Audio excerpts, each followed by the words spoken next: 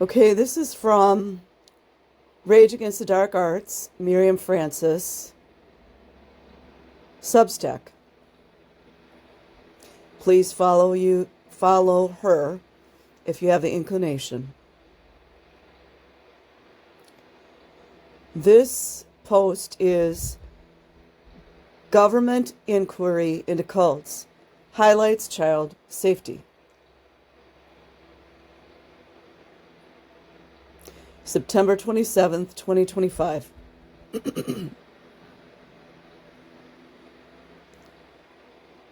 While the window for providing written submissions to the inquiry into the recruitment methods and impacts of cults and organized fringe groups has closed, and as we await the upcoming hearings, which are scheduled for October, information has been released which provides key data of harms experienced.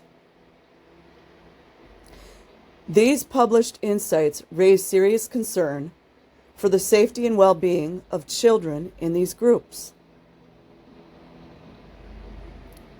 The committee received over 300 responses to their online questionnaire, which was one of the options available to the public to provide information for this inquiry.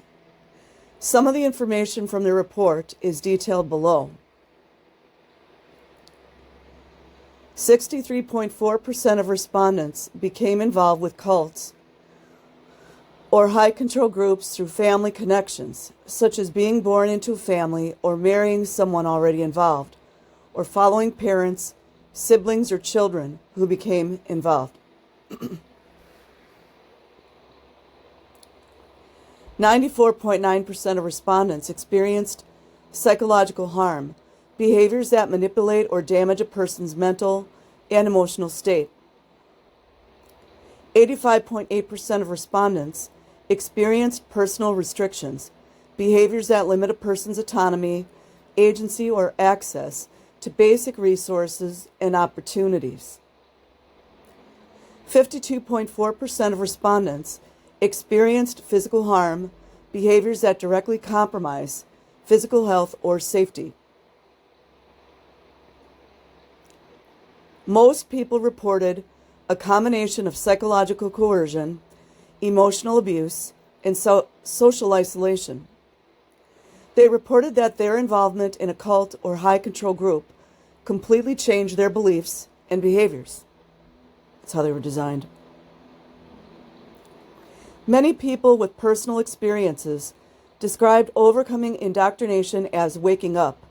They explained how their indoctrination had prevented them from gaining higher education, that's the plan, developing critical thinking skills, or learning how to function outside of the cult or high control group.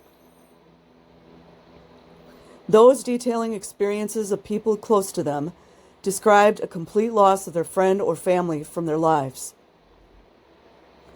Indoctrination was often deeper for people who were born into cults or high control groups, where messaging was reinforced during key childhood development points by parents in their community. They reported experiencing a lack of connection to the world outside of the group. 81.7% of people identified there was pressure to remain in the group or fear of punishment if they left. For most, the threat of disfellowship and or excommunication, followed by mandatory shunning, was the main pressure to stay in the cult or high control group. Many people who responded to the questionnaire reported long-term psychological impacts, including trauma, anxiety, complex post-traumatic stress disorder, depression, and shame. People attributed these impacts to their experiences in cults and high control groups, including where they faced emotional abuse, coercive behaviors, and prolonged fear within and outside of the group. Apocalyptic beliefs were also reported to have been used to pressure people to remain in a cult or high control group. In these circumstances, members were taught that leaving meant they would perish with the rest of the world.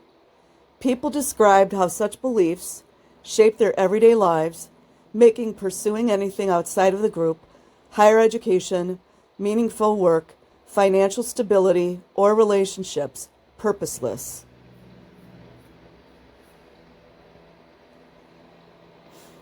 Leaders of cults and high control groups were reported to threaten and enforce strict rules and instruct members to cut all contact with those who disobeyed. This often extended to family units, with parents shunning their own children and vice versa. It's always division of the family. It's no accident. Many people link this practice to a broader sense of isolation from family and friends. People noted that cults and high control groups often controlled members' relationships, discouraging connections with people outside the group. School-age children were especially affected, with many reporting experiences during this period of social isolation. Remember when everyone was told to isolate? Remember that? Wakey, wakey. Bullying and stunted social development.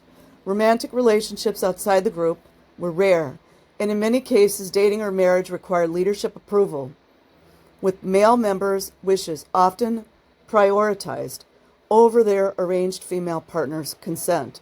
That's called misogyny. Almost 1/3 of people reported experiencing physical violence and/or sexual abuse within cults and high control groups. They identified that physical violence was primarily used as a threat or tool to pressure members to remain within cults or high control groups.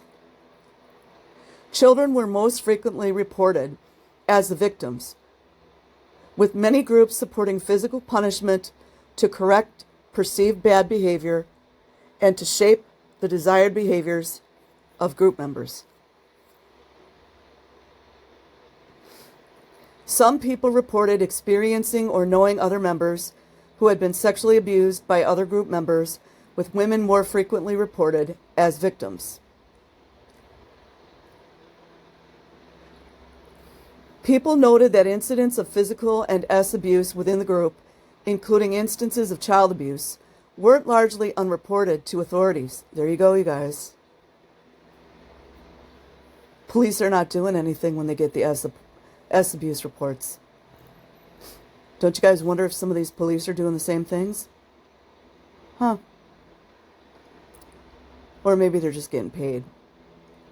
Some groups had their own internal reporting and punishment processes that excluded external involvement from legal or judicial authorities.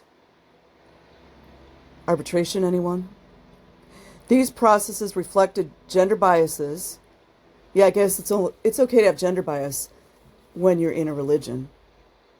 Hint, hint. With women who reported S assault within the group, commonly not taken seriously, diminished or even blamed for their assault. It's called victim blaming. It's all over societies. It's important to note that this report is from the questionnaire portion of this process only. Much more extensive and detailed information is expected to come out from the written submissions, which the committee are continuing to meticulously examine.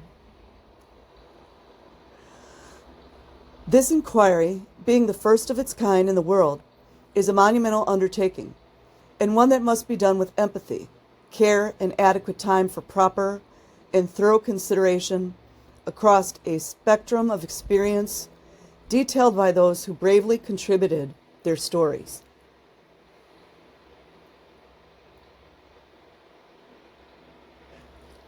The next phase of this inquiry in the hearing is the hearing.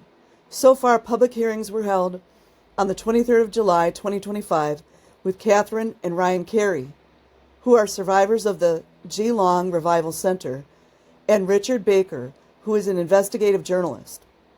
Isn't it funny that the police are never involved in this stuff? Interesting, isn't it? All three people were major contributors to information provided to the committee, which compelled this inquiry.